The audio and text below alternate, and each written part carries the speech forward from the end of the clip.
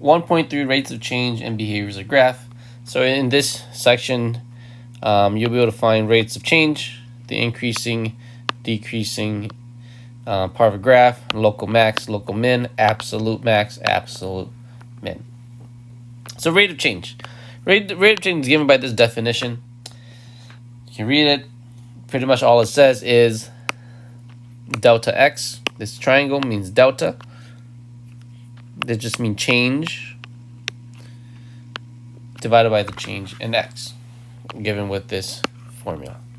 So this formula looks confusing. Remember, I once said that f of x is the same thing as y. We just change it when we're writing function. So you can think about this as y2 minus y1, which is exactly your slope formula. Okay, it's just a different way of saying it when you're dealing with function. So look at the example.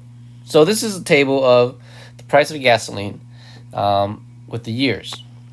So this is called Y and C of Y. So the cost, C stands for the cost, based on the year of given, right? So this is really the same thing as X and Y. It's the same idea. So question 1 says, what is the rate of change or the average rate of change from 2007 to 2009? So we are looking from here to there.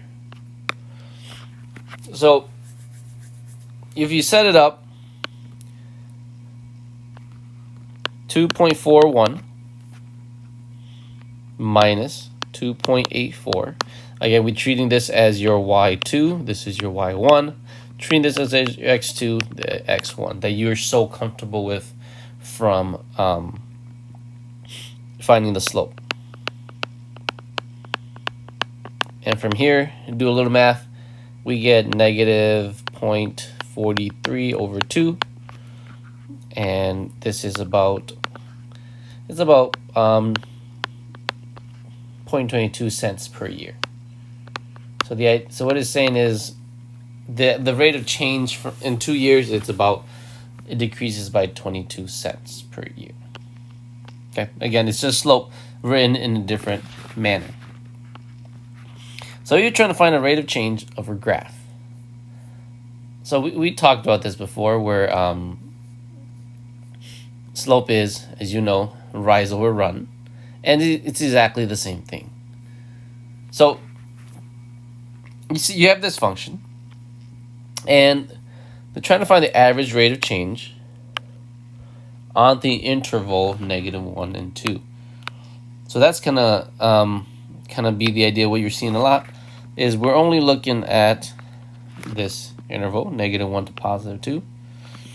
So at -1, so when x is negative, or t in this case, when t is -1, so when t is -1, g of t or g of -1 is equal to 4, because the dot is right there at 4. Right, again, x -1, y 4. Right, this point is -1, 4. Same idea. At 2, right here, this is the point 2, 1, or t is equal to 2, and g of 2 is equal to 1. Same idea. So I want to find the rate of change from there to there. Exactly the same as what we've done before. It doesn't matter which one is your x1, which one is your y1.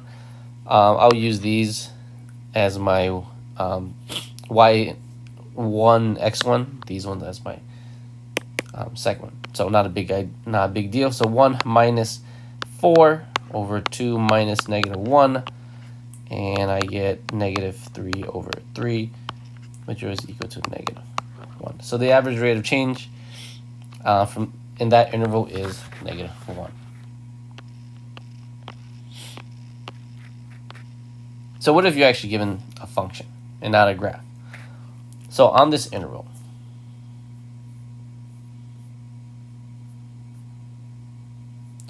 so the idea is still the same.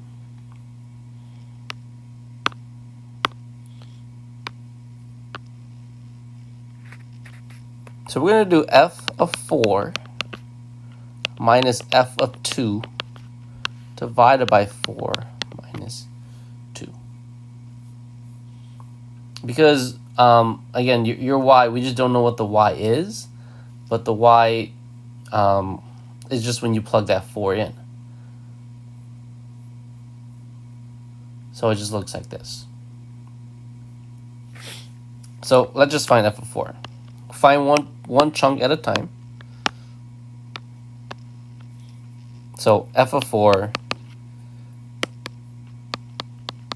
is 4 squared minus 1 over 4. That is 16 minus 1/4, which is about 63 over 4, using common denominator to find the top. Let's find f of 2. So f of 2 is 2 squared minus 1 over 2, which is 4 minus 1/2, which is 7 over 2. So I have my f of 2. I have my f of 4. I know what 4 minus 2 is. Let's just plug the numbers in. So I get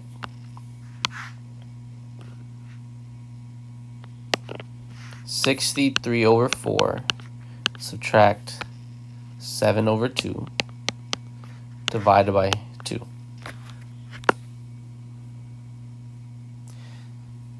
If you forgot how to add and subtract fractions, what you need to do is do a common denominator.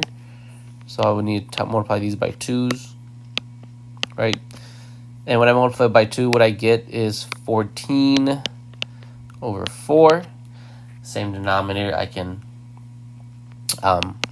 subtract them now. So I get 49 over 4 divided by 2. And I can simplify this a little bit more. And if you don't know, when you get a fraction over a fraction, what's happening is these two are going to multiply each other. So this is 49 over 8. That is the average rate of change on that interval based on this graph.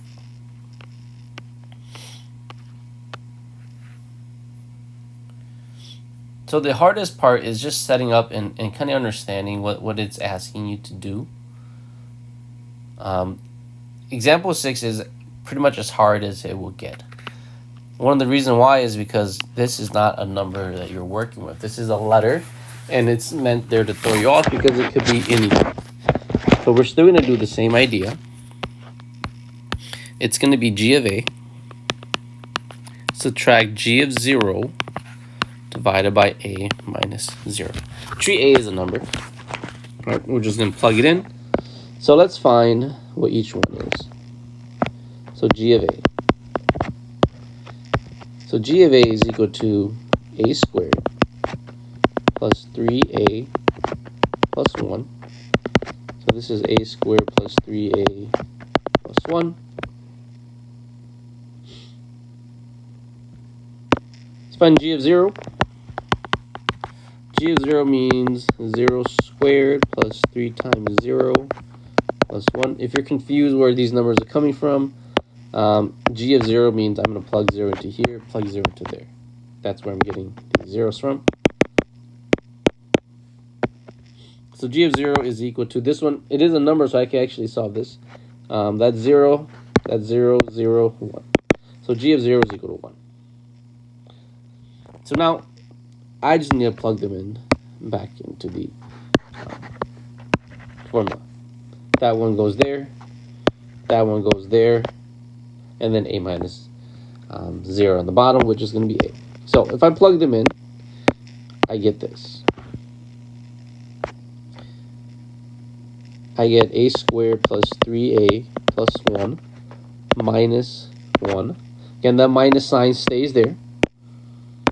And then divide that by a, because a minus 0 is a. And you will see that these ones will cross out.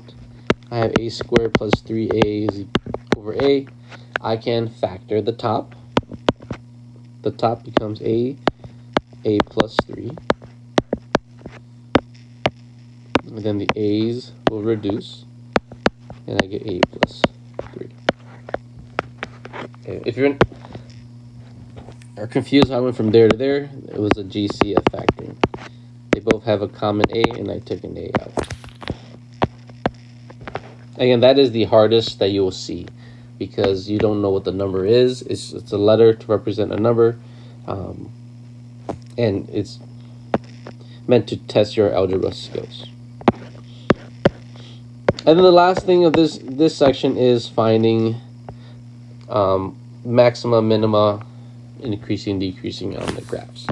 So if you look at this first one, this down here is absolutely the most confusing thing I've ever seen. All it's saying is this graph is increasing because it's going up. It's decreasing because it's going down here. It's increasing because it's going up. What this is saying is if f of b, so if, let's say if I choose a point here, if this is bigger than the other point, then it's going up. That's all it's saying. It's not a big deal. Just look at the graph. You can see that the graph is going up, the graph is going down, the graph is going up. So there's a couple of things that you need to know. The highest point of the graph, so this graph, this is called the local maximum. I'm just going to call local max. No point writing the whole word out. That's the local max because that's the high point. This is your local minimum. So local is important compared to this other one over here where we're asking for the absolute. So this one, these are your absolute max. And this is your absolute minimum. There is a difference. So look at this graph. This line never end, right? It continued going. So you can't call it absolute minimum because there's always going to be something smaller and smaller. That's why we call it local. Because if we're just looking within this window, or if we're looking within this window, right, we see the highest point and the lowest point of this window that we're focusing on. Compared to this one, where the graph actually has a starting point and an ending point, we can call the absolute minimum and the absolute maximum.